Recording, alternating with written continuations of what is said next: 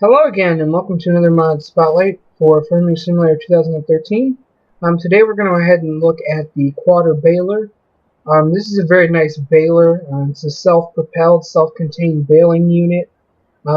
It operates very similar to the regular balers, but it also combines a combine type principle to the baling system. Go ahead and give you a look here at it real quick in the store. If you can see here, it's $189,000. This is kind of a more expensive baler. As you can see here, I have another baler mod down here. That's only $120,000 for that baler, but that doesn't include a tractor. But I know that for probably about $30,000 or $40,000, you can pick up a tractor. Which still makes this a little cheaper than the Quaderbaler here. But the reason I enjoy the Quaderbaler is because it's a nice contained system. I don't have to worry about detaching tractors. I don't have to worry about the hitch pull when I turn. It turns exactly like a combine, functions exactly like a combine, and it's a lot easier to just pick up grass and straw that's left from your mowing or from your harvesting. As you can see here, it's an all-wheel drive, all-wheel steering. It has operating hours, it has an ES limiter, and it has work lights on it, and it does have wheel particle effects. Let's go ahead and hop out and give you a tour around the outside here. Sorry folks, I'm a little not feeling so well today, but voice is a little gone, but I decided to do a spotlight anyway. So you have to bear with me here. If you can see here, we have larger front wheels. We have a little ladder there to get up to the top. You can see here we got the smaller back wheels. Looks like a fuel tank there of sorts. We have fire extinguisher. We have a little warning logo. We have some other little green logos under here. You have the basic company logos and the name on the outside. Smaller wheels on the back again. Have a couple more little labels here. We have the brand logo up there on the top. If we can see here, we have an access ladder on the back, but again, you can't use that like most mods. If we see here, we got the rear lights, license plate. If you pop out, this is a very similar back end to the regular balers that come with the game. This does produce the regular square bales, so any other mod or any in-game stuff that you have that works with the square bales, this works perfect with it. I know they're not actually square bales, they're kind of rectangular, but yeah, anything you have that works with that will work with this also. You have some what looks like tire chocks there.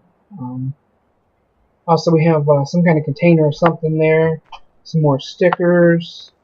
Again, more logos here on the side. As you can see here, up there at the top of the back of the cab, there's a couple of lights.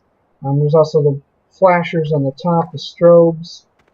If we come to the front, you have a license plate up there at the top. Excuse me. And we have 3 individual lights on each side of the top. We have a giant windshield wiper there. We also have 2 lights on either side of the bottom, along with this brand name here. I do believe the brand name was actually not a real brand name. I think it was invented by the mod developer. I'm not 100% sure of that, but I do remember reading that somewhere. Then we have the basic non-detachable baler head here. So let's go ahead and hop inside and let you hear what she sounds like. She has kind of a weak starting sound for what I would consider for a baler. It's decent, but it's a little weak. She also has a nice smoke coming out of it. I do like good smoke effect. Only thing is, it would be a little nicer if it was a lighter smoke effect and then a little heavier when she was running. But otherwise, it looks great. No complaints at all about the looks of this mod. Let's go ahead and hop inside and I'll show you the cab. If we go ahead and look up here, straight ahead you see we have a kind of heating cooling vent. And we also have a few speakers there in the front. um, you can see we have a nice good open view of the outside here, just like most combines have, wide open glass there. We have some mirrors there, and I don't think there's one on that side, but there's kind of a mirror there. If we go up top, we have what looks to be some kind of a radio or heating cooling thing. I can't really tell. Have some light gauges and switches up there. There's a nice radio built in there. Another type of vent or speaker. We have a kind of a Baler gauge there on the screen. Excuse me, that doesn't actually work at all. That's just kind of there for looks. If we see here, we have GPS, which doesn't actually work either. We have basic controls, just like a combine here. You have your basic kind of joystick type thing. You have your screen there. Down here we have what looks like another radio, maybe like a CB type thing. And you see the little key back there. Excuse me again. Looks like we have a type of fold down tray there. Now if we go ahead and look out the back, you can see there's a pretty decent view out of the back window. I mean, it is kind of blocked here by the seat, but there's a pretty decent view out there. If we look up here at the ceiling, you see another speaker over here in this corner, but it's just a basic ceiling. We see over here we have a passenger seat. We also have a 1-foot control pedal there, and then the steering wheel, which turns as you turn the wheels. Let's go ahead and have a view on the outside here. As you can see here, when I turn, all 3 wheels do operate in turning, so that's kind of a cool little feature there. It's also all-wheel drive, so all the wheels work together. It also has the reverse sound. Kind of has a little air brake sound to it, which is kind of nice.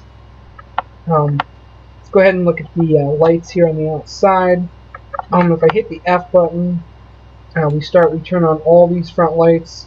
If you see here, that's pretty bright. Nice large amounts of lights. Pretty wide space here. You can see them pretty well, even for it being the middle of the day here. You can see pretty well with those. If we hit F again, we also turn on these 2 backlights. They do have a pretty good radius too, even though most of the light is actually hitting the bailing system on the back.